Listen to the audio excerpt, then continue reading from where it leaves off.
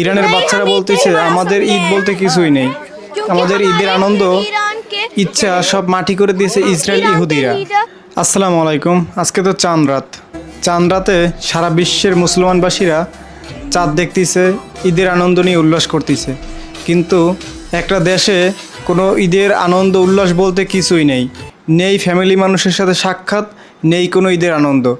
আমি ইরানের কথা বলছি, যেখানে ইরান মুসলিম বিশ্বের ভিতরে অন্যতম একটি দেশ ইরান, সেখানে ঈদের কোনো আনন্দ নেই। ইরানের বাচ্চারা বলতেছে আমাদের ঈদ বলতে কিছুই নেই, আমাদের ঈদের আনন্দ ইচ্ছা সব মাটি করে দিয়েছে ইসরায়েল ইহুদিরা। যেখানে আমাদের সর্বোচ্চ নেতা আয়াতুল্লাহ খামেনিকে ওরা ধ্বংস করে দিয়েছে, ওরা মেরে ফেলেছে, সেখানে আমাদের কোনো ঈদের আনন্দ বলতে কিছুই নেই।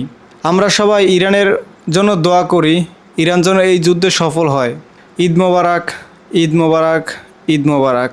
সবাই আমরা ইরানের জন্য দোয়া করি, ইরানের মানুষের জন্য দোয়া করি, মুসলিম বিশ্বের জন্য দোয়া করি। এই ঈদের আনন্দ, ঈদের উদযাপন আমরা যেন সহি সালামতে সুষ্ঠুভাবে কালকে পালন করতে পারি।